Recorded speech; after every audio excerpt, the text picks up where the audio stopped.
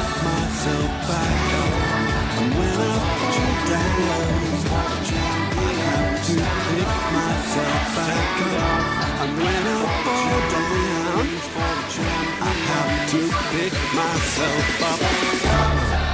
Stand up for the champions, for the champions. Stand up for the champions, for the champions. Stand up, stand up, stand up for the champions, for the champions. Stand up for the champions, for the champions. Stand up for the champions, for the champions. Stand up, stand up. Back up, and when I fall down, I have to pick myself back up, and when I fall down, I have to pick myself back up, and when I fall down, I have to pick myself up. Stand up for the champions, for the champions. Stand up for the champions, for the champions. Stand up, stand up, stand up. Yes, ndimene ndithu tayambira tsiku la lero makamaka so khalanso ndithu pa Christmas box 26 December 2025 ndikulandire ndithu mwansangala komanso mozipereka kuti ayi mukhali nani limodzi mprogram ya Visual Radio pano pakanema 1 ndithu siwinanso yetu ukamba kanema mini wa GBS langa dzina Tom Kamanga the retired player kula amene libembesera masewera alu onse koma iyeyo ndithu yayi anachita retire kalekale ndiye mikirenso ndithu kumakira umene kuli Romeo Kazika amenenso ndithu akuonetsetsa kuti zonse zikhale ziku ndithu masana atsiku lale kodi Christmas yanu inali yotani. Yeah, Christmas yanu inali yotani munachita zinthu zotani dzulo pa 25 December and lero so khalanso Christmas box sikuti zathera pompo yayi lero ndithu ena kumati kodi Christmas box timene nayo titani kwenikweni yeah ini nthawi ndi tsiku lomwe timakhalanso ndithu tugawana ndi anzathu kupereka ndithu mphaso zosiyanasiyana chifukwa chake tiramati tu Christmas box kodi mwachitira kuchifundo ndani mtsiku la lero funso limene lero tatizifunseni ndithu ngakhale kwa anzathu tonse anzanga nonse amene makhamukonda ndithu nkhani zimenezo zamasewero kodi mwachitanji kukhalanso lero Christmas box tsiku lomwe timeneranso ndithu tipereke kwa anzathu ena amene ali osowa nde nkhani zomwe tikufuna ndithu tiunikire apa si Christmas yayi komano nyengo imene ya Christmas kodi nkhani zamasewero kuli zotani zilipo ndithu nkhani zochulukirapo makamaka tikukamba za AFCON yomwe ikhalenso lero lowanso ndithu mubwalo osayiwalanso ndithu TNM Super League iliponso ndithu kumathero asabata imeneyi ngakhalenso tikukamba masewero amene wandithu a English Premier League akhaliponso ndithu kumathero asabata imeneyi zonse zilipo ndithu makamaka pa TNM pa English Premier League tine kuti lero alipo masewera ndithu ovuta kwambiri Manchester United ikhale ikuphana ndi timu imene ya Newcastle ndi chifukwa chakenso ndikubwera pano kuti ndingopatsani mwachangu ma updates nkhani za masewero kenako ndikhalenso ndithu ndikupangidwa join ndi mods wa maboxers kuno kumalawa amene ndithu yayi alodziwikanso bwino nkhani ya zigogodo zimenezi amene ndithu sinimutchula ndekha sinimutchula pa nthawi ino it will be just a surprise for you ponena kuti ndi Christmas box ya ine kwa ino ndesi ni chita ndithu review kuti munthu wake ni ndani amene ndithu ningomuyitana nthawi imeneyo ikafika kuti amene ndithu abwerenso atifotokozere za mbenenso na Yesu patakali pano akukonzekeranso fight yake imwe iliponso ndithu masiku kana pomenepo pamene tifunanso tiyambe nkhani sewero mtsiku lalero khalanso pa Christmas box langa dzina Tom Kamanga tilandiranenso ngakhale nonse amene muli pa Facebook page ngakhalenso pa YouTube channel tikupeza ndithu live masana atsiku lalero mosataya nthawi tione kuti nations masewero ndithu alipo mota ndithu kuyambira lero pamene tunena kuti it's round ya AFCON. Yes, first round yamalizika ndithu tunena kuti dzulo makamaka should be pa 24 pamene pamalizika ndithu first round, komano second round ikubwera ndithu lero. Ndalero mmene ya Angola ikhale kuma ndi timu imene ya Zimbabwe mu group B, masewera amene wandithu timu imene ya Egypt ikhalenso kuma ndi timu imene ya South Africa, masewera amene akhale ndithu at exactly 4 o'clock madzulo ano. Komanso timu imene ya Zambia ikhalenso ndithu kumana ndi nthawi imene ya 6:30 madzulo. Zambia tisayiwale kuti amene ndi neighbors and iyayi ambiri ndithu tumakhala ndithu ndi chidwi kuti tione timu imeneyi ikuchita zotani. Ndi masana madzulo a tsiku la lero Zambia ikhale kumana ndi timu imeneyi ya Comoros, and tisayiwale kuti masewera ake oyambirira ndithu imeneyi inafanitsa mphamvu. Yes, so we are just wishing them all the luck kuti inawonso lero ndithu iyayi apambane. Komanso tikunena kuti mu group A timu imeneyi ya Angola should be Morocco ikhale kumana ndi timu imeneyi ya Mali. So muso ndithu ndi mmene masewera akhalire mu AFCON makamaka tukamba tsiku la lero pa Christmas box. Tionenso kunena kuti maseweranso ndithu akhale motani, makamaka ndithu ma teams akuima motani makamaka mu AFCON pamene tunena kuti first round ya AFCON yata, and mu group A pamwamba ndithu pa timu ya Morocco yomwe ili ndi ma points ake atatu, and masewera ake ndithu amodzi. Pa number 2 pa timu ya Mali yomwe ndithu iyayi iyo ili ndi point imodzi pa masewera amodzi. Zambia ili pa number 3 pamenenso ndithu yasewera masewera ake amodzi, ngakhale pa 7 peni pa group A pa timu ya Comoros yomwe ndithu ilibe point iliyonse. And tipitenso ndithu mu group B kuti ma teams akuima motani ku AFCON kumeneko. Pa number 1 pa timu ya Egypt yomwe yapeza ma points ake atatu, and pa number 2 pa timu ya South Africa ili ndi 3 points, and pa number 3 pa timu ya Angola yomwe ilibe point iliyonse. Komanso pa number 4 yomwe ikumaliza ndithu mu group imene B ndi Zimbabwe yomwe tunena kuti nayonso sinapeze point iliyonse. Tikupitanso mu group C ma teams akuima motani. Tunena kuti pa number 1 pa timu ya Tunisia yomwe ndithu ili ndi 3 points. Nigeria ikubwera pa chiwiri ndi 3 points.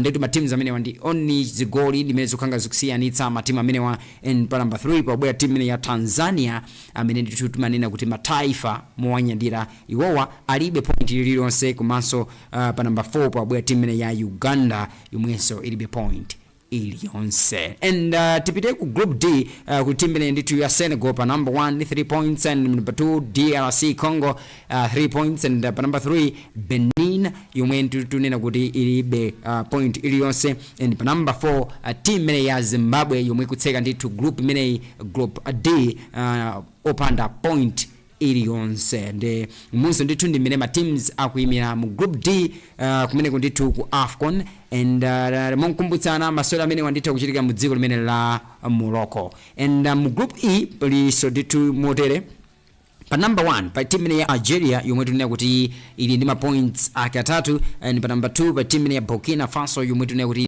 ma point ake atatu.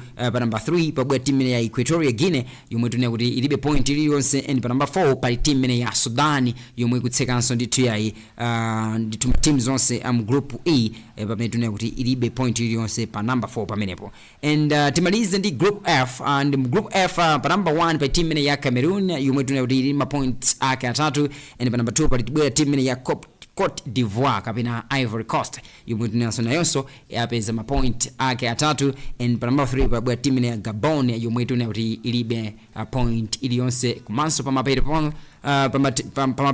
pa timu ya Mozambique yomwe tunena kuti ilibe point iliyonse. Ndekuti Mozambique ndi imene ndithu ikutseka group D, should be group F ya ndithu kumene ku AFCON.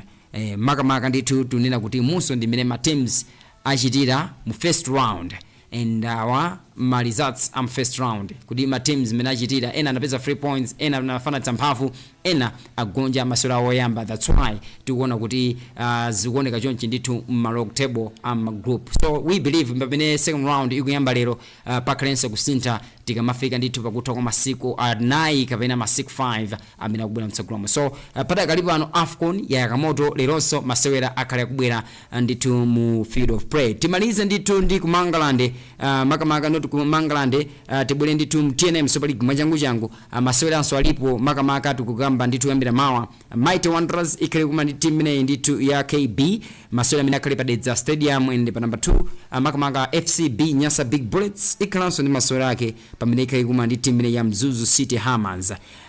Mpira uliponso vuta kwambiri pakati pa ma teams amene wa Silver Strikers yomwe ikhale kuma ndi team imeneyi ya Blue Eagles masewera ovuta kwambiri and tisaiwane kuti amene ndi masewera omaliza makamaka tikakamba ndithu mu TNM Super League. So Silver Strikers, Blue Eagles akhaleso ndithu yayi akukumana ku mathero a sabata imeneyi. So umumuso ndithu ndi ma teams mna akhale akuchitira team imene ya Moyale ikhalenso kuma ndi team imene ya Goshen City Dedza Dynamos masewera amene wanso ndithu alipo makamaka kumathera wiki sabata imeneyi. Silver kuma ndi timu ya Songwe Border yomwe tunena kuti padakali pano inapangidwa relegated inatuluka zawo ndithu yayi zinadakale and timalize team imene ya Kalonga United ikhale kuma ndithu ndi team imene ya Chitipa amene wandithu ni ma teams onse ndithu akumpoto akhale ndithu yayi akuthambitsana makamaka tukamba kumapeto kwa sabata imeneyi. And padakali pano team imene ya Tigers zadziwika kuti yayi nawonso ndithu zikhanga kuti achita bye bye mu TNM Super League pamene tunena kuti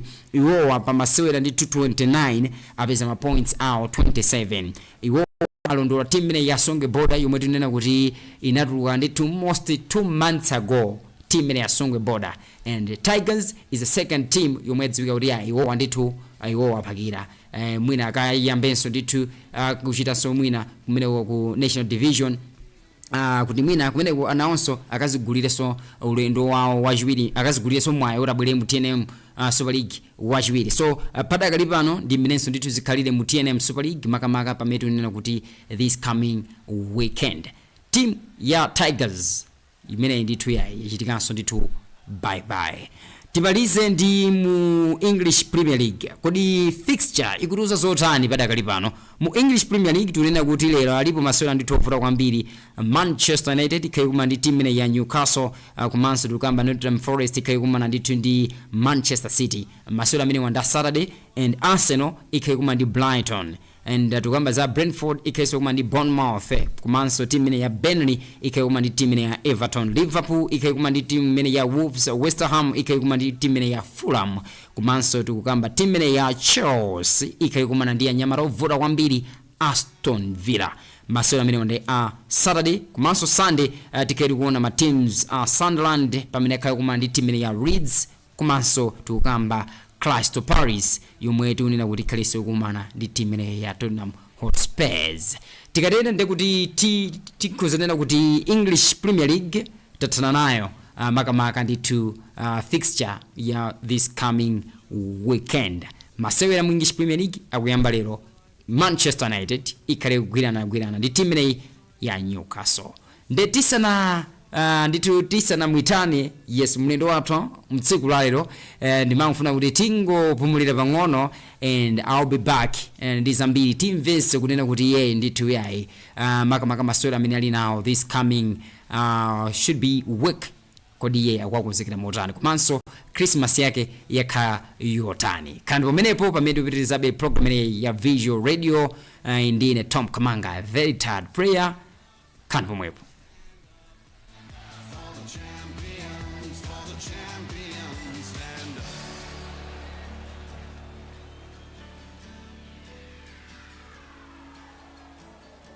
And when I fall down, I have to pick myself back up.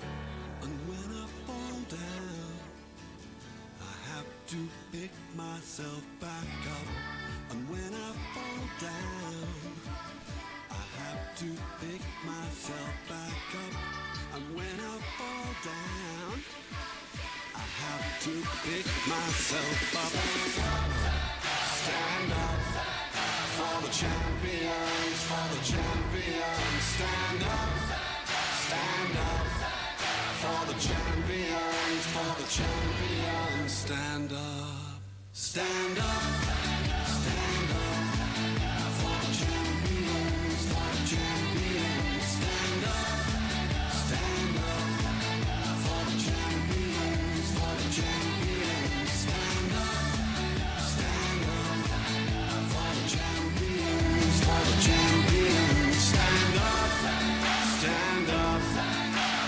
champions, for the champions, stand up.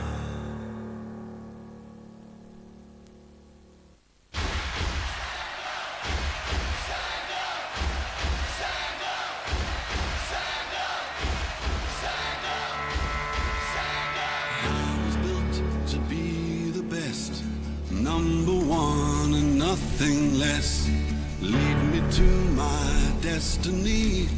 I have waited patiently. Yes, tabweranso ndithu mpulogalamu ya Visual Radio. Monga mmene nanenera kuti mu studio muno ndikhalenso ndithu ndi mlendo. Ya, ndimukhoza kuona mchituzi kuti ndili ndi ndani. Ndikulandire Brian, Bryson Brian, Fuso Fighter. Zikoma kwambiri. Lero sokhaso tsiku lopambana kwambiri. Christmas box. Antengwa batali wa. Nkukumana ndikudziwa kuti ya muna ndi Christmas yopambana. Yeah, Christmas inali bwino kwambiri. Inali asatu tangu tipanga, can you just share with us when Christmas yanu munepanga spend motani? Christmas ya ineyo nepanga spend bwino. Kwambiri napanga focus pa training. Suti nakomedwa kujazi nyama. Sina komedwa kujazi nyama. Okay. Koma ninakomedwa pa training, focus training. Kuti chakachi ndiyambe bwino. Chalo 2026 shubwa. 2026 ndiyambe bwino. 2025 namaliza bwino. Nakuka bwino. Chabwino. Namuruluka anyamara ndafunditsa lona. Yeah, ndikubira so 2026. Nimwemba bwino, winaso ndifunditsa lona. Mufunditsa lona. Amene ukumbana naye chaponso chedo apa ndikudziwa kuti uli ndi fight yako ndo Osgood Kayuni. Nditisa nambe kamba zamene ndikukhulupirira Osgood Kayuni akalo yambirira kufundisidwa lona. Yeah, amene akalo yambirira kumuyedzeka. Ayedzekedwa ndithu. Chabwino. Sindukayikasa. Ndimuyedzeka. Tsopano mwina tsopano ndikakamba ndi mmene anthu ene kufuna kudziwa. Unakamba kunena kuti Christmas. Tidakalibe pa Christmas, I know. Komano timangufuna kuti mwina wapange kupeleka mafuna kwa Christmas abwino. Ngati kwa tidzoti unali busy mujeni mu gym konzekera fight imeneyi koma silingadumphe nkhani imene ya Christmas. Mwina mafuna kwa abwino kwa na Christmas. Ukhozo panga motani. Mafuna ngabwino apite kwa onse amalala anzanga, kwa onse masapotanga, kwa onse aKristu anzanga. Chabwino. Akatolika. Pano pa diocese ya Lilongwe komanso pa Utatu Oyera parish imene ili Kawale. Mafuna abwino onse kwa mafazi anga onse mwina nenera Christmas yabwino imene ndikufunireni komanso chaka chopambana, chaka choyerayera, chaka chabwino chomwe tikuchilowa 2026 chikhalenso chopambana. Tikukamba lero kuti ndi Christmas box ndi tsiku limene timakhalanso ndithu tikuona mphaso zomwe tikhoza kuwapatsira anthu ena. Ngati weso khala mmodzi amene umachita masewera amene ankhonya, not just wankhonya chabe koma professional boxer amene ndithu uyayi umatitu ukakhalakhala kwera ndege upita kunja. Lero ndithu Christmas box mwachita zotani kwa abale ndi alongo? Mukuziwa kale of course nali busy training jani komano mphatso inde yaperekedwa. Chabwino. Mphatso yakulu imene ndapereka kwa abale ndi alongo ndi achilimbikitso kuti pamene zinthu sizikuyenda tisagive, tiyang'anebe chitsogolo. Ngakhale munthu kugwira ntchito kaya ma business chani tiyike Mulungu patsogolo. Iyo ndi mphatso yambiri imene yayikulu imene ndapereka kwa azibale, ma friends, kwa anthu onse even ku family yanga kuti pamene tikuyenda, pamene tigona, pamene tikhala tiyike Mulungu patsogolo. Ngati sizikuyenda tisagive yayi, tipitebe chitsogolo, tisagive ndithu. Chabwino. Sure. Tsopano kubwera ku nkhani yathu imwe tifuna tiunikirane ndikudziwa kuti zokonzekera ndithu zili nkati as you are saying kunena kuti anthu ena pa Christmas ali busy kujoya maspika, kudya nyama, yes, kumwelera zosiyanasiyana, iwo nali busy ndithu mu gym kukonzekera ndithu fight yako pamene ukhale kumana ndi Osgood Kayuni pa 4 January. Mwina tangotifotoza kuti zokonzekera zako zikuyenda motani pamene ukuyembekeza kumana ndi Osgood Kayuni. Pamene ena anali akudya zinyama, ena kumwelera, ena kutana, of course ineyo sindimalizira, sindimomowa, koma nene focus yanga ninayika pa nkhonya imeneyi. Nkhonya iliyonse ndi yayikulu, kwa ine is a big fight. Of course Kayuni, anthu ambiri akumunena Kayuni kuti Kayuni adakula, adatha mafuta, adatha muthangi yanchani. Ineyo Kayuni ndingomutenga ngati kuti wankulu ndineyo, iyo ndi mwana ngati ineyo, chifukwa choti ndikaphweketsa kwambiri sakulisa pange training kuti ndiyemvereze omwe akukamba anthu mapetake, nditha kukaluza fight.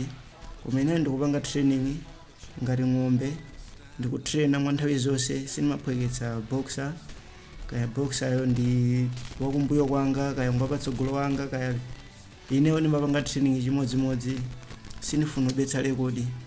Ndi ineyo Kayuni kumene aliko adziwe kuti ineyo ndikupanga training ngati ng'ombe, kuti munthuyo ndikafunitse lona, ndikamuyedzeke, ndi ineyo sindikuphweketsa, ndikupitabe chitsogolo training yanga. Chabwino, mwina tikakamba za training yako padakali pano ukuchitira kuti, komanso amene ndithu ukhangati kuti timadziwa kuti pamakhala anthu amene akuthandizira pamene ukukonzekera fight, kodi akukonzekeretsanso ndi ana akuthandizira ndani fight imeneyo? Of course ine ndinefana nkawale, kalabu yanga ndikamunzi institute, koma ineyo mwa nthawi zonse since 2020 ndimatraina ku area 6 fitness studio. Kumene koko kumene ndimapanga zokonzekera kwambiri.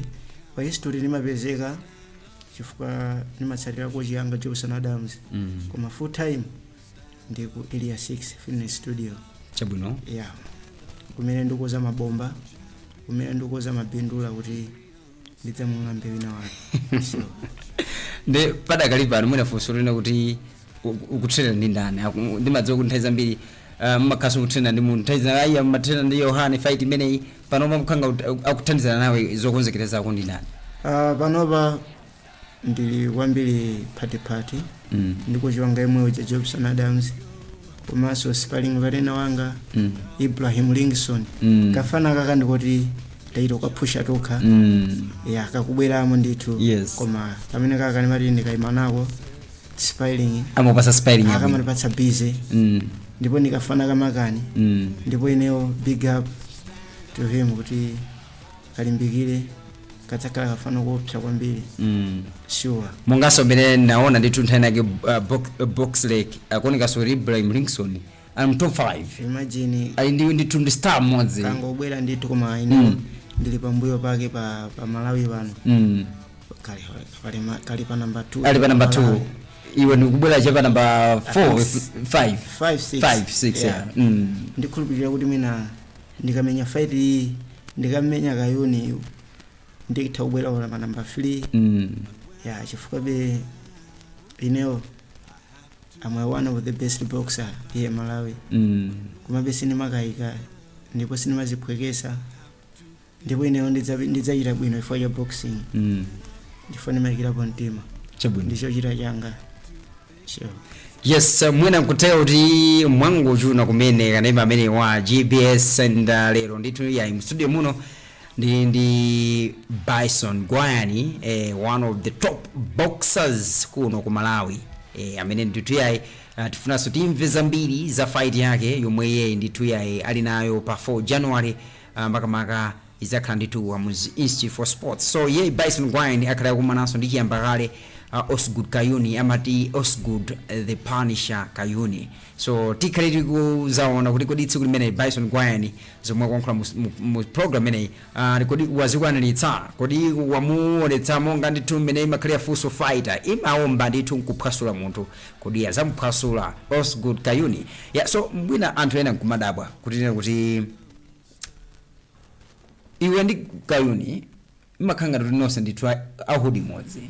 ngakhale ndi msilikali wa MDF komano Kayuni mwina ndithu pa time inali khanga lobwera ku boxing kalekale makhanga tinube mbwera be mambuyo mwake why kuti makukumbana mfight imeneyi pamene matima kutengani kuti anthu mkhanga kuti somehow ndi munthu ndi mkulu wake.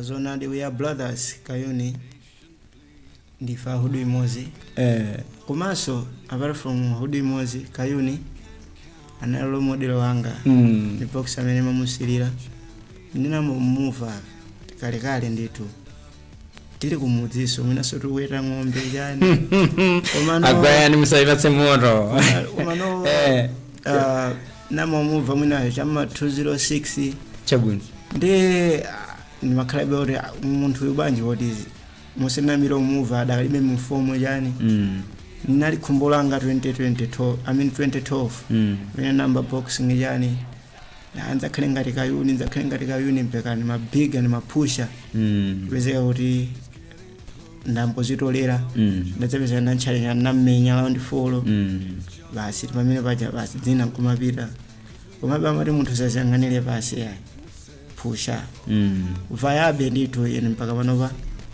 ndikupushabe sindikuzitenga kuti ndine wakutha amene odziwa kuti mwina make Mulungu anandikondera kwambiri ayi kuno chilimbikiso anthu amandipasa inewo ndifuna benzafikebe pamene pali enapo soti ndafika apo yayi komano Kayuni inewo is my brother timacheza bwino ahudi imodzi timamenyana timacheza be chimodzimodzi kumabe ibe fight yaba follow ndikamfinya ndikamungamba abe ndikamuyedzeka macheza akapirilira after fight. He's still my model. Ndikamuyedzeka ndikangamba be fight chabwino nkakangamba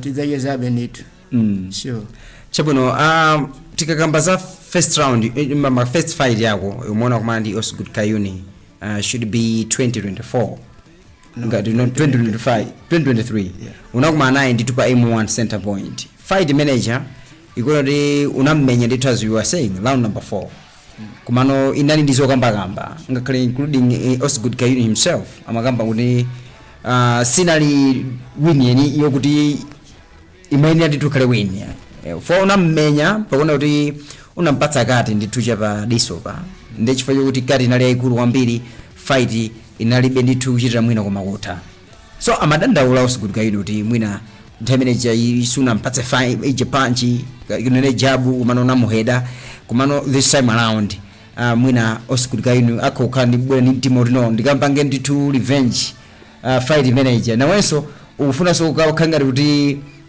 ukapange ndithu ya clear kuti unamkwapula ndithu Osgood Kayuni mwina pamkhani ngati mene ndithu sinzo kuti yang'aniranso motani potenga kuti Osgood Kayuni fight manager amene kuti iweyo sutu unammenya ndithu mwazanizeni ya unamuomba ndi head yako inampatsa kati zomwe zinapangitsa kuti mwina fight manager ite fight ya Kayuni ndine yoyamba imene jesuri inali head board yayi inali bagera and chifukwa chake ndikupanga training kwambiri kuti Kayuniyo akakaluza asadzana meso yayi ineyo janina mungamba ndithu nina mungamba inali punch manager mazo abe boxer yese akaluza ndoje mamboxer amene amavomereza ra ndaluzadi kumeyo ja fight ja analuza na mungamba ndithu namuomba koma sana funa vomereza anapeza bepona mira hayi mauri kukana vomereza sinanga rose nda hudi imodzi ndamapo chita manyazi ra fuso ningamba onimenya ndababa ndifuna nkangotetsa milandu ndikamuyedzekabe ndikamenyabe sola kamaliza malawo ndi ayi monga ine ndikanena ndimakhati ndalonjeza ndithu kuti chomwe ndayankhulacho chikachitika ende Kayuni fight manager ndinamenya anangokanika kuvomereza ende iso ndikandula moto kuti adzavomereze ende ndikamenyana naye akaka kakhala kumaliza ndithu sindzamenyana naye so ifuka wakuladi munthu uja ufunika tiwachotse munkonyamu ndithu ukulera tukamenya uchionera motsindika ndithu ukumpatsa round angati amalawa ayembekezerenso knockout ngati mmene achitira icho nampatsa knockout round 4 this time around tiyembekezere kuti mwina knockout ikabwera area before mwina round 4 ukonzekera chipambano chako motani pa fight imeneyi? Ndi momwe ndachitira perform magemu amene ndasewera mbuyowa. Ndamenyabe magemu atatu, yoyamba ndakamenya ku Namibia ndinaluza of course. Ndamenya awiri ndabwerako ndamenya ndi wina, ndawina round number 3. Ndamenyanso ndi wina ku Blantyre, ndawina round number 6.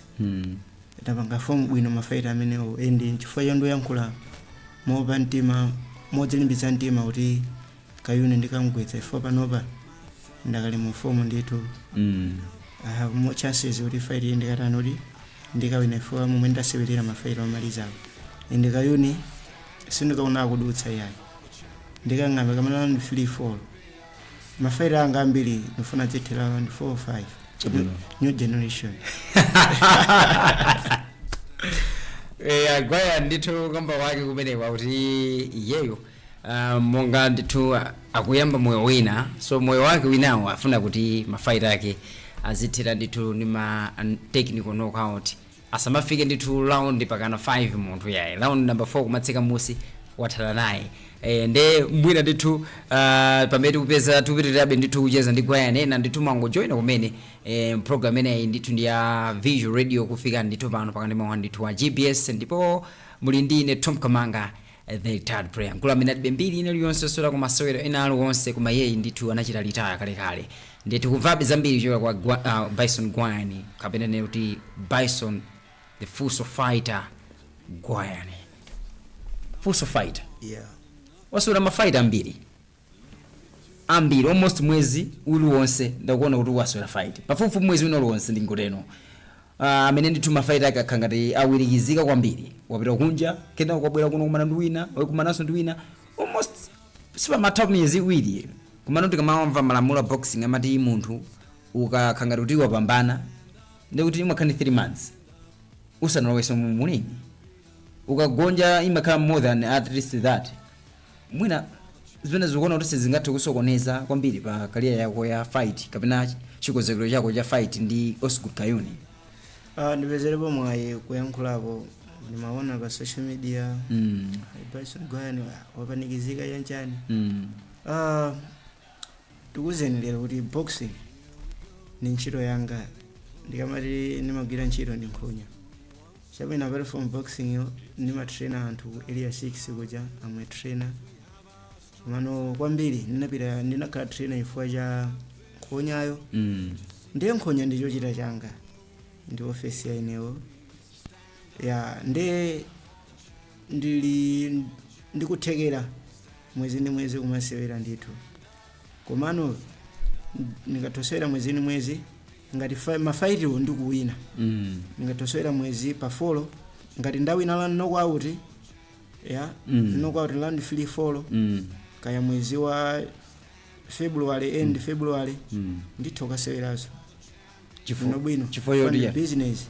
Okay, ufani makaso nde kuti ngati ndawina round I mean knockout round 3 ndikauti ndidakali fit chabwino mphamvu zonse sinamaliza suna yes ya ndikhala ndili bwino ndithu chabwino. koma ngati mwina ndamaliza ma points ma rounds 8 kapena ma rounds 12 wose ndamaliza ndikuti mwina ndingatha kupuma ngati ndaswera pa 4 ndingatha kupuma February kudzamenya mwina March, koma ngati ndimawina ma knockout nditha kumenya mwezi tu mwezi zabwino bwino ndithu zabwino bwino ngati ndikuwina ndali chonche.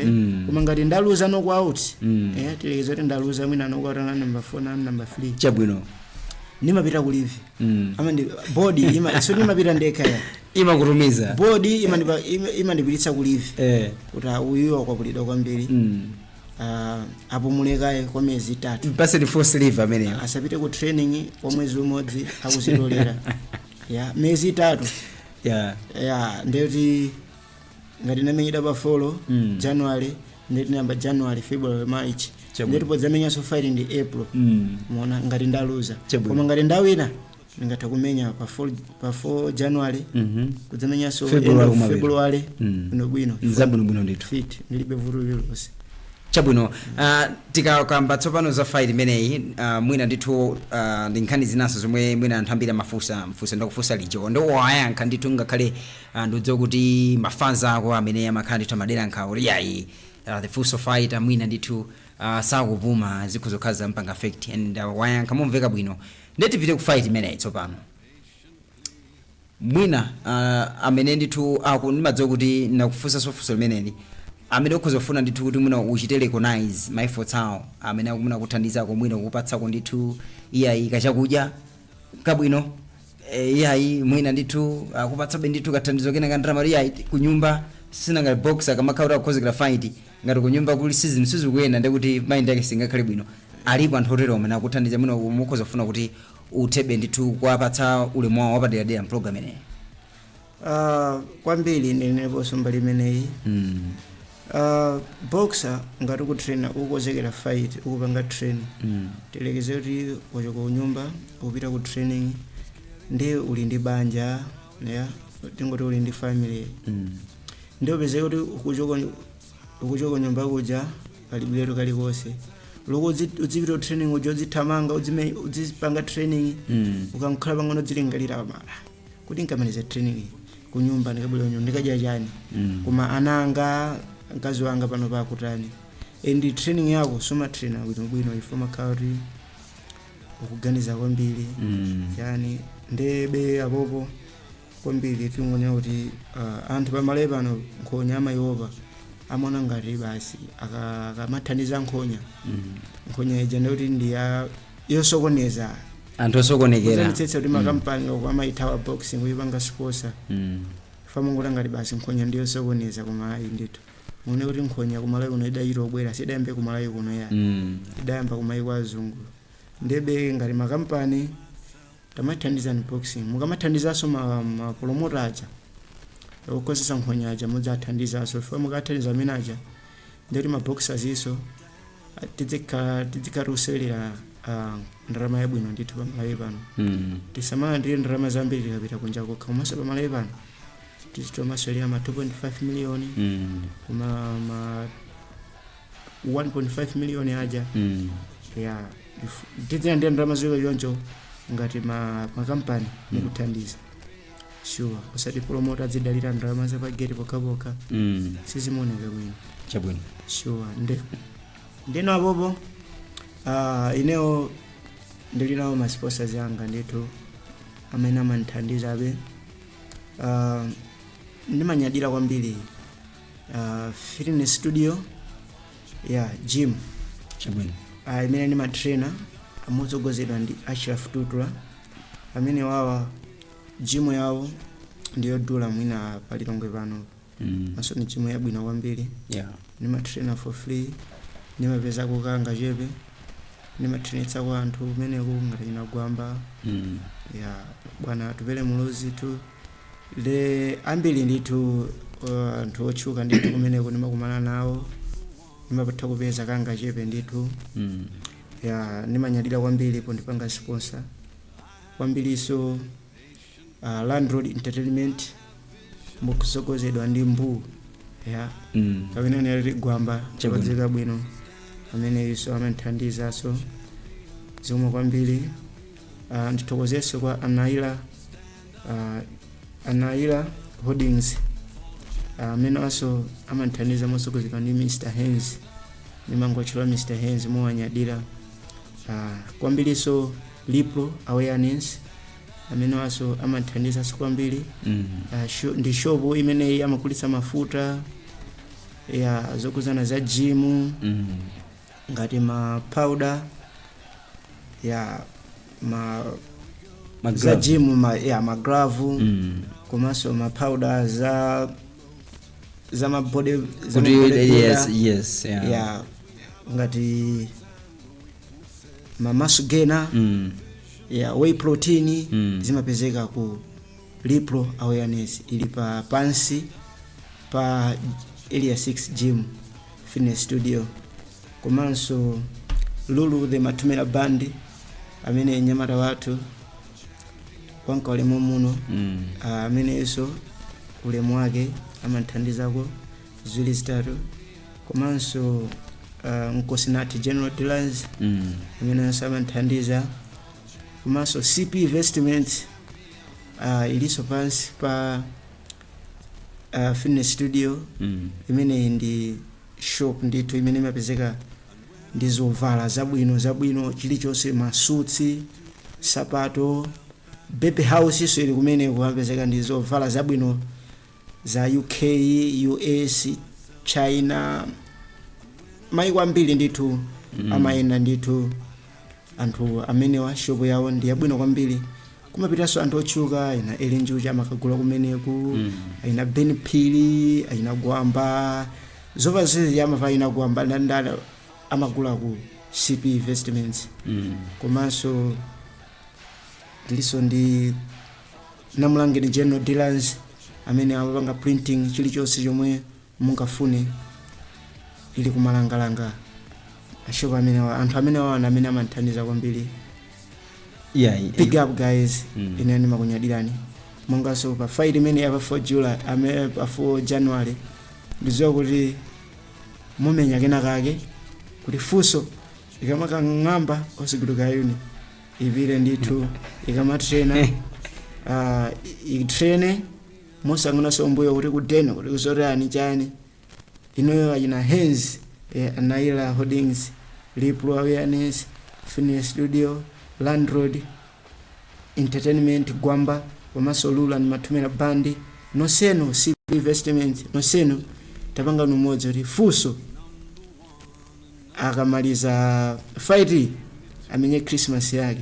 Chifene Christmas. So na menya. Sina jifuka focus yanga nalipa training. Kutosigudika yone ndito ndikandule moto. Maziwa asilikali nikujua kwa eneo. Mateno ndito.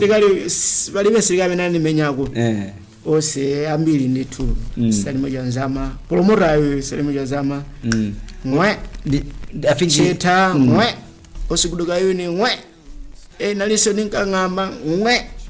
Ose mwamwa ndanu Moliat nakandula mutu atantawa modi na asilikali mwe ndikuja kwa eneo ndipo ineyo yose ndikayundi mundu muziratu ndukandula mutu ndikamuyedzeka. Okay, sure.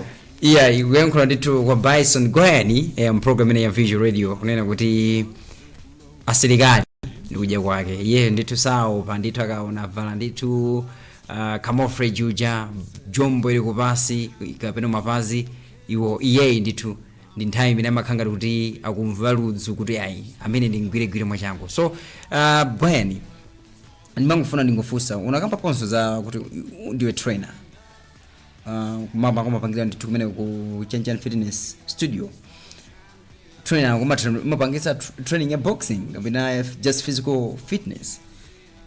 Zona ni trainer and trainer wake ndiliso ndi certificate kuboma ndilipo nditu. Nimapanga zose physical komanso boxing kumambira abanga focus boxing. And boxing the best cardio. Ni cardio yaikulu kwambiri wasasoma cardio ose. Ndimene banga focus kwambiri anthu ndithu ndimawa trainer kumene ku area 6. Ndichochita changa ndithu apart from boxing. Sure. Not training yake kuti pa makhala azikamba anthu akuluakulu gulu ina oyimba amene Gwamba komanso kamba zanga atupere muluzi honorable atupere muluzi ndi anthu akuti mwina boxing angopanga just for physical fitness komanso mwina ina kumafuzo ya nanga ineyo mwina I just want to be trained and ikani to professional boxer mwina service mene umapeleka so kapena it's just kwa anthu amene mwina mbali mozi ya physical fitness kwa pusa boxing. Abonde ofusa shoyamba munthu akandipeza Bison ndikufuna training nene mamfusa uri ufuna liu boxing kapena for self defense enjani kapena for cardio. Ndeyama ndu amasankha yewo jama nungofuna basi ningomenya ngati cardio kuti ngati exercise. Ndebali yena amafuna ta ineyo ndifuna nditraine kuti mnaka self defense kuti maziwabe zochitika zambiri ngati kumowa chanchani akafuna kudoje. Ndebali yena amafuna kuti aidziwe nkhonya ija aidziwe liu nene mauzata okay ma charges yake moto ali for munthu ufuna kuti aidziwe self defense yanjani aidziwe nkhonya pali ma charges yake, ndi pali ena ongomenya kuti exercise achotse befu pali ma charges yake. Ndi pali ena kuti basi amangobwera kuti ma technique chanchani pali ma charges yake. Ndi ngati aina bwana Tupeleyo aina Gwamba ndani amangofuna kuti basi achotse madzi chabwino amangobwera fana kumenya kuti achotse madzi osengala ina temwa oyimbayo temwa gone ndani amangofuna kuti basi achotse madzi alipo ndithambira amangofuna kuchotsa madzi osati kuti atrain zayanjani. Okay, and is it just a must kuti umangopangira ku studio mene ku Chan Fitness Studios kapena taizina mwina for ambiri ena kuvetsera akutsatira program mene nkufuna kuti ano tifuna ma services a Bison Kwani ukhoza umatosa kupita mwina kumalo kuma makhala anthu ena kapena umafuna baya zikupeza kumene ku Fitness Studios. Abo bali zini munthu mnaki foti pali ena safuna azitraina ku gym koma kunyumba kwawoka ndi ngati numusatira ku nyumba imakhala homework awo timene pamakasa ma charges ake sinanga munthu akabwera ku gym akachoka kwawo aononga mafuta komanso adzalipiraso gym ndi ineyo ndimakhala ndi munthu wa nyumba kwawo kuja sakalipira gym komanso sayendera ndere pamafi yake makhalabe yokwelerapo chifukwa tini munthu homework awo tinachita kumutsatira ndimatofika paliponse chabwino sure malingana ni ma charges yake. Programu hii ikupita kumapeto. Mwina anthu amene akutitsatira nkufuna kudziwa zambiri Bison Fuso fighter kunena kuti uli ndi masomphenya akulu kwambiri masewera amene wankhonya. Mwina ukuziyerekeza kuti utazafika pati masomphenya ako kufuna kuti uzakwanise ziti mwina mzaka ziwiri zitatu zikubwerazi. Ineyo bano I'm still young, 32 years. Masomphenya ndithu alipo. Mulungu apanga njira, banda njira. Sinikadziwa kuti ngadzafika panopa. Monga iwo ankawala kunidziwa kale background yanga. Kwambiri. Ndakulisapo mazira, ndapanga ma business ochuluka ndithu. Ndi kumafika pa station ngati panopa, pa TV panopa.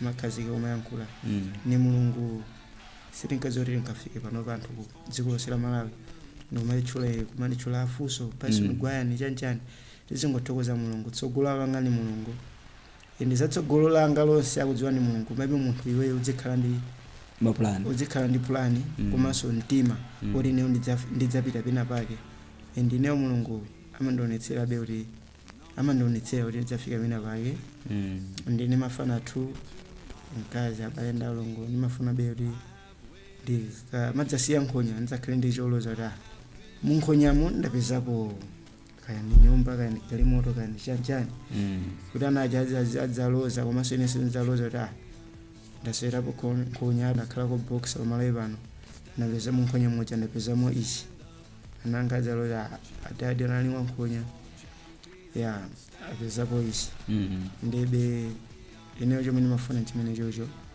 kuti ndzakhale ndicho ndzakhale legend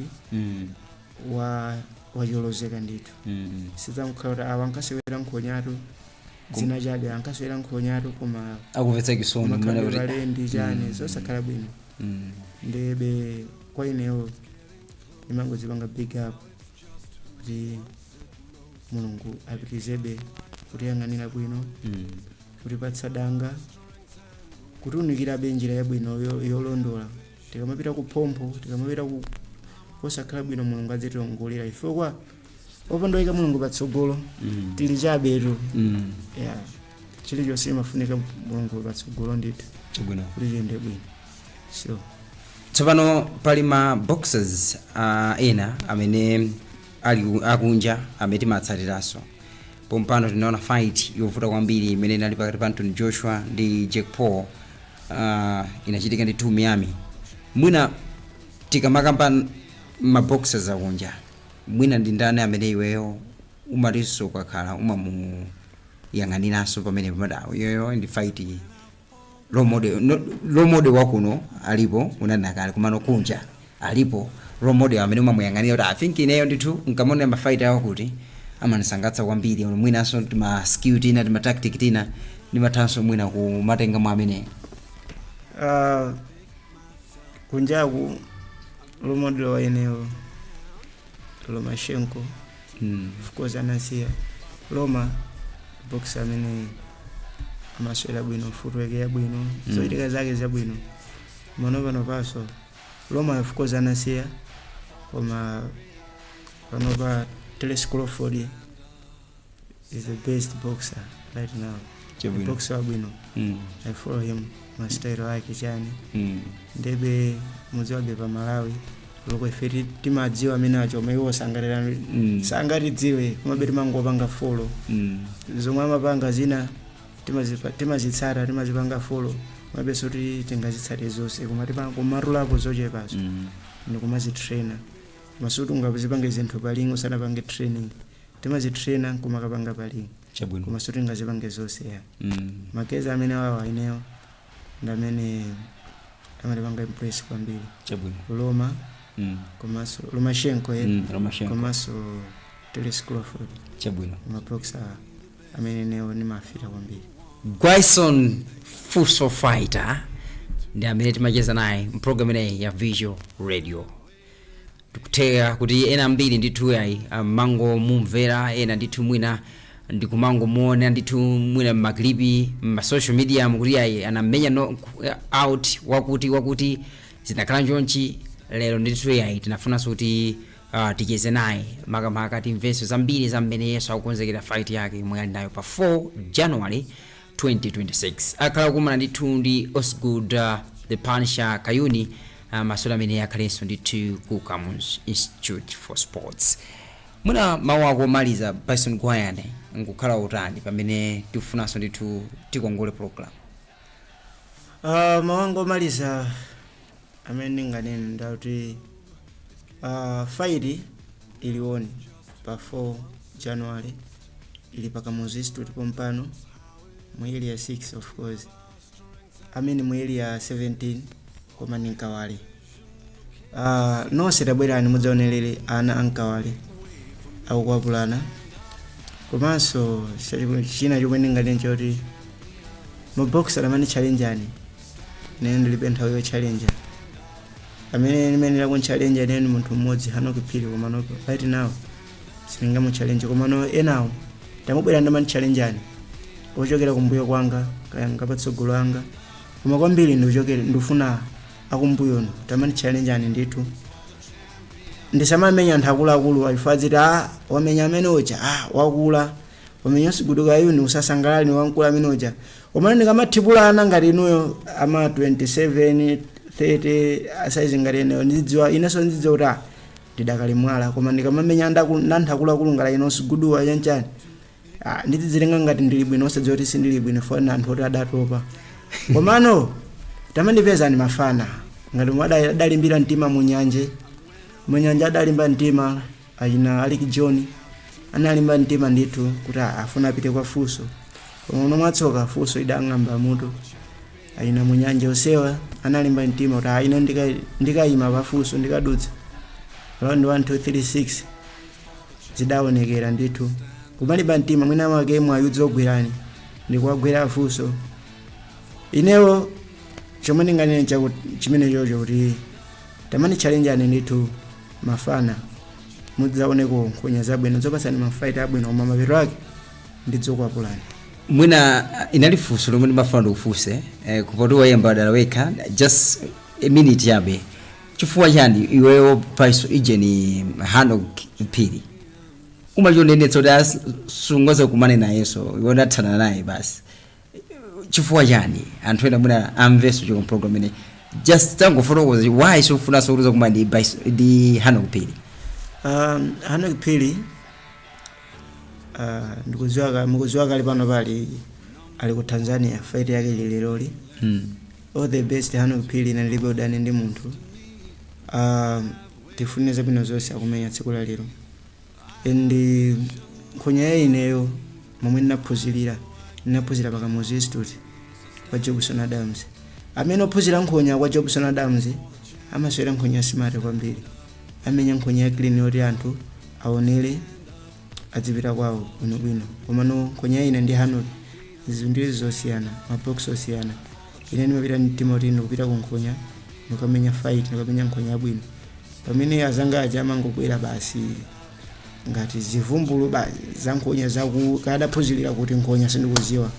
Kaya street fight I don't know kuti adaphunzirira ku ng'ombe amangomenya basi zosakhala bwino chani. Ndene zimandisokoneza ndi style yanga imene ndimapita ya nkhonya. Ndi chifukwa chake timati sindidzamenyana naye. So umbuleti first fight imene ndamenyana naye namdula mutu ndithu namukwetsa, komano anadzangu ndiwerenga kuti uyu usafunika nkhonya clean basi mangomenya zivumbulu chani nde zinandisokoneza. Patakhala pali tournament wamenyana kuna kuwapambana nayeso hano kumbali inayo wamenya wapambana mukakumana mwina final time ineyo ungapange bwanji? Ningatongomuza ngati nimedo tengani, chifukwa ine ndimaziwa kuti nkhonya timasewera kumaluza umano ine nkhonya zomwe ndidaiona mwa Arnold ineyo kunena zona lokunika ku Tanzania amayitonena kuti Arnold ndi wosambira kulikonse kumene ndingayende kuti iwe Bison you are the best boxer, koma zakwajawo amamenya zoti zowa za nkhuni za ng'ombe chani soti ndikumunyoza, koma ndi style yake mwadaphunzirira iyeyo.